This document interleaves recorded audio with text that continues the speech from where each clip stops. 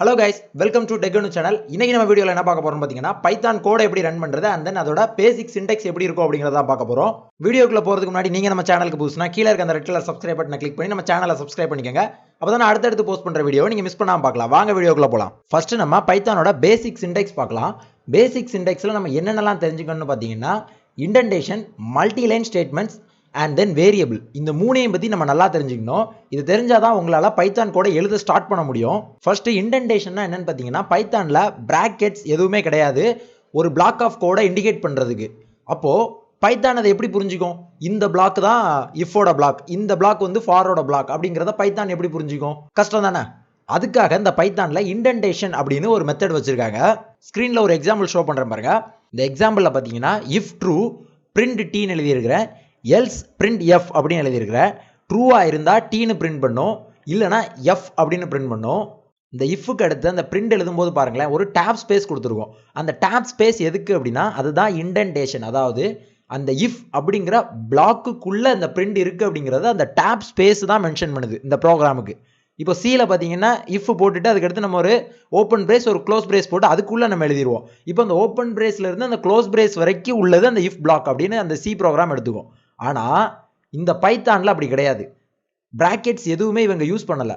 இஃப்னு நம்ம ஒன்று எழுதுறனாலே கண்டிப்பா அதுக்கு இன்சைட்ல கோட் இருக்கும். அந்த கோட் எல்லாமே ஒரு டாப் ஸ்பேஸ் விட்டு தான் இருக்கணும். அதாவது அந்த டாப் ஸ்பேஸ் தான் அந்த இஃப்க்கு உள்ள அந்த கோட் இருக்குங்கிறத குறிக்குது. இதை மட்டும் நீங்க ஞாபகம் வச்சுக்கோங்க. உங்களுக்கு புரியறதுக்காக நான் இன்னொரு ராங் எக்ஸாம்பிள் ஷோ பண்றேன் பாருங்க. இதுல if true print t else print f அப்படின்னு நான் எழுதியிருக்கிறேன். இதுல எந்த ஸ்பேசிங்குமே கொடுக்காம லைனோட ஸ்டார்டிங்ல எல்லாத்தையுமே மார்ஜின்ல இருந்தே நம்ம ஸ்டார்ட் பண்ணியிருக்கோம். இப்போ பாருங்க if true print t அப்படிங்கிறது அந்த பிளாக்குக்கு வெளியிலன்னு அர்த்தம். ifங்கிற பிளாக்குக்கு வெளியில தான் அந்த print t இருக்கு அப்படின்னு அர்த்தம். இப்போ என்ன பண்ணும்னா இந்த ப்ரோக்ராம் எரர் அடிக்கும். எல்ஸுக்கு கீழே இருக்க எஃப் கூட பாருங்க, அந்த எஃப்பும் பிளாக்குக்கு வெளியே தான் இருக்கு. அதாவது ஒரு ஸ்பேஸ் விட்டு இருந்தாதான் அந்த எல்ஸுங்கிற பிளாக்குக்குள்ள இருக்கிறதா அர்த்தம். அந்த ஸ்பேஸ் இல்லைன்னா அது வந்து அந்த பிளாக்குக்கு வெளியில இருக்குன்னு அர்த்தம். இதை மட்டும் நல்லா புரிஞ்சுக்கோங்க, ஓகேவா? அந்த டேப் ஸ்பேஸ் அது ரொம்பவே முக்கியம். இதை தான் இண்டென்டேஷன் அப்படின்னு சொல்றாங்க. இப்போ உங்களுக்கு பிளாங்கா இருந்தாலும் இண்டென்டேஷன்னா என்னன்னு மட்டும் புரிஞ்சு வச்சுக்கோங்க. இந்த இஃபை பத்தி நீங்க கவலைப்பட தேவையில்ல, அதை நம்ம போக போக பார்த்துக்கலாம். நெக்ஸ்ட் நம்ம வேரியபிள்ஸ் பத்தி தான் பார்க்க போறோம். இந்த வேரியபிள்ஸ்ல என்ன ஸ்பெஷல்னு பார்த்தீங்கன்னா இந்த வேரியபிளை நீங்க டிக்ளேர் பண்ணணும்னு அவசியம் இல்லை. பைதான்ல எந்த இடத்துல அந்த வேரியபிளை நீங்க கிரியேட் பண்றீங்களோ அங்க நீங்க அந்த வேரியபிளை கொடுத்தாலே போதும், ஆட்டோமேட்டிக்கா பைதான் அதை எடுத்துக்கும். அதே மாதிரி வேரியபிளுக்கு நம்ம டேட்டா டைப் கொடுக்கணும்னு அவசியம் கிடையாது. ஒரு வேரியபிள் நேம் கொடுத்துட்டு அதுல என்ன டைப் ஆஃப் டேட்டா வேணாலும் நீங்க ஸ்டோர் பண்ணலாம். ஃபார் எக்ஸாம்பிள் ஒரு வேரியபிள் நீங்க கொடுத்துட்டு string, character, float, integer value எது வேணாலும் நீங்க ஸ்டோர் பண்ணலாம். அந்த வேரியபிள் அக்செப்ட் பண்ணிக்கும். இது பைதான்ல இருக்கிற இன்னொரு ஸ்பெஷல். வேரியபிள்ஸ்க்கு நான் ரெண்டு எக்ஸாம்பிள் ஷோ பண்றேன் பாருங்க. a = 10 அப்படின்னு கொடுத்துருக்கேன். அதுக்கடுத்து b = Ganu அப்படின்னு கொடுத்துருக்கிறேன். நான் இதோட டேட்டா டைப் டிக்ளேர் பண்ணவே இல்லை. ஜஸ்ட் நான் a = 10 அப்படின்னு கொடுத்துட்டேன். b = Ganu அப்படிங்கிற ஸ்ட்ரிங்கை டைரக்டாவே நான் கொடுத்துட்டேன். இதுதான் வேரியபிள்ஸோட முக்கியமான கான்செப்ட். இப்போ நீங்க இதை மட்டும் மைண்ட்ல வச்சுக்கோங்க. இந்த வேரியபிள்ஸை எப்படி எப்படிலாம் பைதான்ல யூஸ் பண்ணலாம் அப்படிங்கிறத நம்ம போக போக பார்க்கலாம். இப்போ நம்ம பார்க்க போறது மல்டி லைன் ஸ்டேட்மெண்ட். இப்போ ஒரு பெரிய லைன் கோட கற்பனை பண்ணிக்கோங்க. லைன் ரொம்ப நீளமா போச்சுதுன்னா ஹரிசாண்டலா நம்ம ஸ்க்ரோல் பண்ணி பார்க்குற மாதிரி இருக்கும். ஹரிசாண்டலா ஸ்க்ரோல் பண்ணி பார்க்கறது கொஞ்சம் கஷ்டமான விஷயம். ஸோ நமக்கு கோடை மடிச்சு எழுதுனா பார்க்கும்போது நமக்கு ஈஸியாக இருக்கும். ஆனால் பைத்தானில் நம்ம மடிச்சு எழுதணும்னா அது அடுத்த லைன் கோடாக எடுத்துக்கும். அப்போ ஆட்டோமேட்டிக்காக நமக்கு எரர் ஷோ பண்ண ஆரம்பிச்சிடும். அப்போ எப்படி நம்ம கோடை மடிச்சு எழுதுறது? இதில் லைன் கண்டினியூஷன் கேரக்டர் அப்படின்னு ஒன்று இருக்கு. இந்த லைன் கண்டினியூஷன் கேரக்டரை எந்த இடத்துல நீங்கள் அந்த லைனை பிரேக் பண்ணுறீங்களோ அதில் இந்த பேக்ஸ்லாஷாக போட்டுருணும், ஓகேவா? அந்த பேக்ஸ்லாஷை போட்டுட்டு அதுக்கு அடுத்த லைன் நீங்கள் எழுதுனீங்கன்னா அதுக்கு அடுத்த லைனை ஃபர்ஸ்ட் லைனோட கண்டினியூஷனாக அது வந்து எடுத்துக்கும். இப்போ இதுக்கு ஒரு எக்ஸாம்பிள் ஷோ பண்ணுறேன் பாருங்க. ஏபிசி அப்படின்னா 3 வேரியபிளுக்கு 10 10 10 நான் வேல்யூ அசைன் பண்ணியிருக்கேன். இப்போ நம்மளோட ஜாப் என்னன்னா டில இந்த 3ஐயும் கூட்டி ஸ்டோர் பண்ணணும். இப்போ a + b + c அப்படின்னு நம்மளால ஒரே லைன்ல எழுதிட முடியும். ஆனா இப்போ மல்டி லைன் ஸ்டேட்மெண்ட் வச்சு அதை எப்படி இம்ப்ளிமெண்ட் பண்றேன்னு பாருங்க. d = a + ஸ்லாஷ் கொடுக்குறேன். அதுக்கடுத்து b + ஒரு ஸ்லாஷ், அடுத்து c. இந்த ஸ்லாஷ் என்ன ஆகுதுன்னு பார்த்தீங்கன்னா a +க்கு அடுத்து அந்த b + வச்சுக்கோ, b +க்கு அடுத்து அந்த c வச்சுக்கோ, அதுக்கு அடுத்த லைன் இதோட கண்டினியூஷன் அப்படிங்கிறத அந்த ஸ்லாஷ் மென்ஷன் பண்ணுது. இவ்வளவுதாங்க மல்டி லைன் ஸ்டேட்மெண்ட். இப்போ பார்த்த வரைக்கும் உங்களுக்கு புரிஞ்சிருக்கும்னு நினைக்கிறேன். இதுக்கு அடுத்து நம்ம பைதான் கோடை எப்படி ரன் பண்ணுறது அப்படின்னு பார்க்கலாம். அதை நான் உங்களுக்கு லைவாக சொல்லித்தரேன். அதுக்கு முன்னாடி அதில் எத்தனை மெத்தட் இருக்குது அப்படிங்கிறத தெரிஞ்சுக்கோங்க. பைத்தானை பொறுத்தளவில் கோடை ரன் பண்ணுறதுக்கு 2 மெத்தட் இருக்குது. ஒன்று இன்டராக்டிவ் மோட் ப்ரோக்ராமிங் சொல்லுவாங்க, இன்னொன்று ஸ்கிரிப்ட் மோட் ப்ரோக்ராமிங் சொல்லுவாங்க. இந்த ரெண்டுலையுமே எப்படி கோடை ரன் பண்ணுறது அப்படிங்கிறத வாங்க நம்ம ப்ராக்டிக்கலாக பார்க்கலாம். ஃபஸ்ட்டு இன்டராக்டிவ் மோடில் எப்படி பைத்தானை ரன் பண்ணுறது அப்படிங்கிறத பார்க்கலாம். இன்டராக்டிவ் மோடில் பைத்தானை ரன் பண்ணுறதுக்கு ஃபஸ்ட்டு கமாண்ட் ப்ராம்ப்ட் ஓப்பன் பண்ணிக்கோங்க. கமாண்ட் ப்ராம்ப்டில் பைத்தான் அப்படின்னு டைப் பண்ணுங்கள். நீங்கள் பைத்தான் இன்ஸ்டால் பண்ணியிருந்தீங்கன்னா கமாண்ட் ப்ராம்ப்டில் பைத்தான் என்ட்ரு பண்ண உடனே உங்களுக்கு இந்த மாதிரி பைத்தான் ஷேல் ஓப்பன் ஆயிரும். இதில் நீங்கள் ஜஸ்ட்டு பிரிண்ட் அப்படின்னு கொடுத்து உங்களோட கோடை கொடுத்தீங்கன்னா இப்போது அதுக்கான அவுட்புட் வந்துருச்சு. உங்களோட கோடை இந்த இடத்துல இப்படி ரன் பண்ணிக்க முடியும். இது லைவில் நமக்கு எங்கே ஹெல்ப் பண்ணுன்னு பார்த்தீங்கன்னா, பெரிய ப்ராஜெக்டில் ஒரு 4 லைன் 5 லைனை மட்டும் டெஸ்ட் பண்ணோம்னா அந்த 4 லைன் 5 லைனை எடுத்து இதில் போட்டு நம்ம ஈஸியாக டெஸ்ட் பண்ணிக்கலாம். இதே மற்ற ப்ரோக்ராமிங் லாங்குவேஜாக இருந்தால் மொத்த ப்ரோக்ராமே ரன் பண்ணி அதில் இருந்து தான் அதோட அவுட்புட் எடுக்கிற மாதிரி இருக்கும். ஆனால் இந்த பைத்தானில் உங்களுக்கு எந்த செக்ஷன் வேணுமோ அதை மட்டும் செக் பண்ணணும் அப்படின்னா அந்த கோடை மட்டும் எடுத்துகிட்டு வந்து இங்கே போட்டு ஈஸியாக செக் பண்ணிக்க முடியும். இது பைத்தானில் இருக்க ஒரு அட்வான்டேஜ். இப்போ இதில் இந்த மாதிரி ஒரு லைனை மட்டும் தான் ரன் பண்ண முடியுமா, வேரியபிளுக்கு வேல்யூலாம் கொடுத்து அப்படிலாம் ரன் பண்ண முடியாதா, பிகாஸ் என் கோடு வந்து அந்த மாதிரி டிபெண்ட் பண்ணி இருக்கும் அப்படின்னு கேட்டிங்கன்னா அதுவும் பண்ண முடியும். இங்கே பாருங்கள், ஒரு எக்ஸாம்பிள் காட்டுறேன். A 10 அப்படின்னு கொடுக்குறேன், B = 20 அப்படின்னு கொடுக்குறேன்.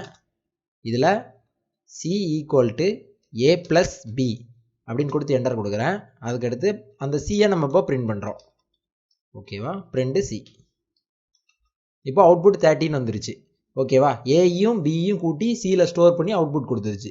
ஓகேவா, அந்த மாதிரி நம்ம ஒவ்வொரு லைனுக்கும் என்டர் கொடுத்து எழுதணும். இதில் இஃப் ஃபார் இந்த மாதிரிலாம் ரன் பண்ண முடியுமா அப்படின்னு கேட்டிங்கன்னா கண்டிப்பாக பண்ண முடியும். இப்போ பாருங்கள், இஃப் ட்ரூன்னு கொடுக்குறேன்.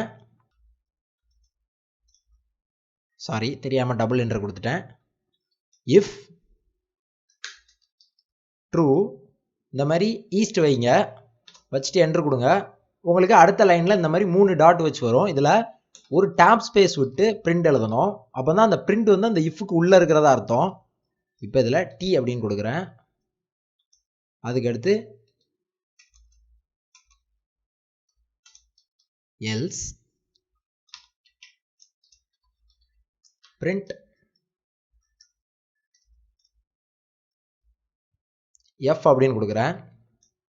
இப்போ என்டர் கொடுத்தோன்னே உங்களுக்கு அடுத்த லைனில் அடுத்த கோடை எழுதுங்க அப்படின்னு சொல்லுது.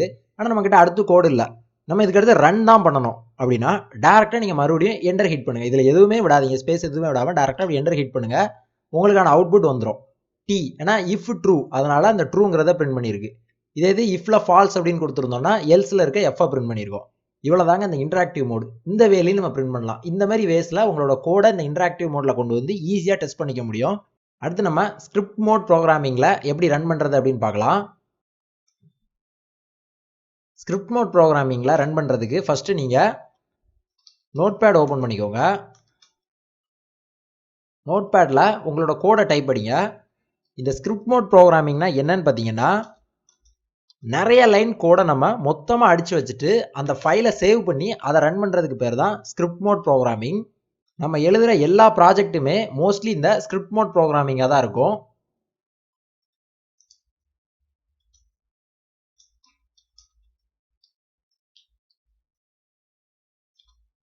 இப்போது நம்ம கோடை டைப் அடித்து முடிச்சிட்டோம். இப்போ எதாவது ரன் பண்ணணும். அதுக்கு ஃபஸ்ட்டு சேவ் பண்ணணும் ஃபைலை.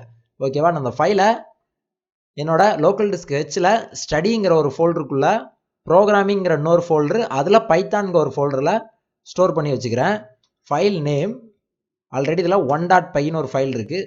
நான் 2.py அப்படின்னு நான் அதில் சேவ் பண்ணுறேன். ஓகேவா, இப்போது இந்த .pyங்கிறது நீங்கள் கண்டிப்பாக கொடுக்கணும். ஏன்னா பைத்தானோட எக்ஸ்டென்ஷன் வந்து .py. ஸோ நீங்கள் ஃபைல் நேம் என்ன வேணாலும் வச்சுக்கலாம். அதுக்கப்புறம் இந்த .pyங்கிறது கம்பல்சரியாக நீங்கள் கொடுத்துருக்கணும். ஜஸ்ட்டு சேவ்னு கொடுங்க. அங்கே 2.pyன்னு ஒரு ஃபைல் இருக்குது, அதனால் ரீப்ளேஸ் பண்ணுவான்னு கேட்குது. எஸ், அதை ரீப்ளேஸ் பண்ணியாச்சு. ஓகேவா, இப்போது அதை எப்படி ரன் பண்ணணும் அப்படின்னு பார்த்தீங்கன்னா சிஎம்டி வாங்க. இப்போ உங்கள் கமாண்ட் ப்ராம்ப்டில் நம்ம ஃபைலை சேவ் பண்ண அந்த பாத்துக்கு போகணும். அது எப்படின்னு பார்த்தீங்கன்னா ஹச் டிரைவில் ஸ்டோர் பண்ணணும். ஹச்சில் இந்த மாதிரி ஹச் வச்சு ஒரு ஈஸ்ட் வச்சிட்டிங்கன்னா ஹச்சுக்குள்ளே போயிடும். அதில் நம்ம ஸ்டடின்னு ஒரு ஃபோல்டருக்குள்ளே பண்ணோம். சிடி அப்படின்னா சேஞ்ச் டைரக்டரி அப்படின்னு அர்த்தம். அதில் STUDY ஸ்டடிங்கிற ஃபோல்டரில்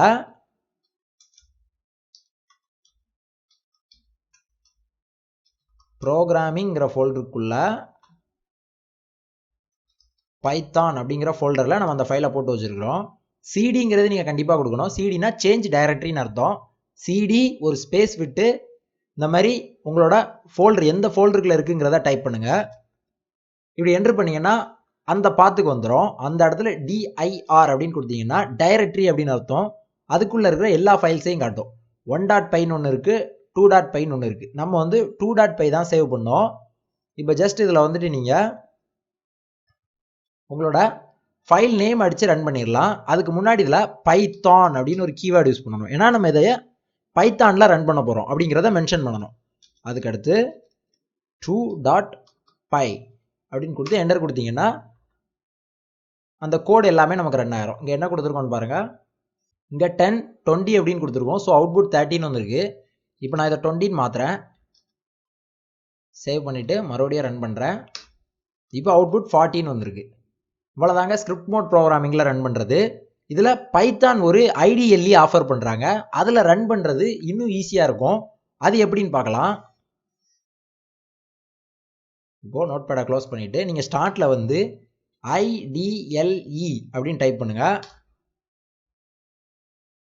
இந்த மாதிரி உங்களுக்கு ஒரு விண்டோ வரும். ஓகேவா? இதில் ஃபைலில் நியூ அப்படின்னு கொடுத்துக்கோங்க. இந்த மாதிரி ஒரு ஃபைல் வரும். இதில் உங்களோட கோட் அடிங்க. A = 10, B = 30, C = 40, D = A + B + C. print D. ஓகேவா? இப்போ நம்ம கோட் அடிச்சிட்டோம். அதை இப்போ சேவ் பண்ணணும். அதே மாதிரி ஃபைல் சேவ் அப்படின்னு கொடுத்தீங்கன்னா அது சேவ் ஆகிடும். எந்த லொக்கேஷனில் சேவ் பண்ணணும் அப்படின்னு கேட்குது. நம்ம சும்மா டெஸ்க்டாப்பில் சேவ் பண்ணிக்கலாம். இதில் நீங்கள் ஃபைல் நேம் மட்டும் கொடுத்தீங்கன்னா போதும். ஓகேவா? நான் சும்மா FFன்னு சேவ் பண்ணுறேன். இல்லை 2ன்னு சேவ் பண்ணலாம். இப்போது டெஸ்க்டாப்லாம் நான் சும்மா சேவ் பண்ணுறேன். நீங்கள் இதில் .py கொடுக்கணும்னு அவசியம் இல்லை. ஏன்னா இது பைத்தானோட ஐடிஎல்இ தான். அதுவே .py போட்டுக்கும். சேவ் பண்ணிங்கன்னா அங்கே பாருங்கள் 2.pyன்னு அதுவே சேவ் பண்ணிடும். இப்போ இந்த ஃபைல் இங்கே வந்துருச்சா? இப்போது இதில் ரன் பண்ணுறது ரொம்ப ஈஸி. காம்ப்ளிகேஷனே கிடையாது. ஜஸ்ட் ரன்னை கிளிக் பண்ணி ரன் மாடியூல் அப்படின்னு கொடுத்துட்டிங்கன்னா டேரெக்டாக அந்த கோட் ரன் ஆயிரும். இங்கே பாருங்கள் அந்த ஃபைல் பின்னாடி இருக்குது. இப்போ இதில் சேஞ்ச் பண்ணுறேன். 50ன்னு சேஞ்ச் பண்ணி சேவ் பண்ணிவிட்டு ரன் மாடியூல் கொடுக்குறேன். பாருங்கள் 19 ஆன்சர் வந்துருச்சு. நம்ம இதில் தான் மொத்த ப்ரோக்ராமே போட்டு பார்க்க போகிறோம். இதையும் தாண்டி பார்த்தீங்கன்னா விஷுவல் ஸ்டுடியோ கோட் அப்படின்னு ஒன்று இருக்குது.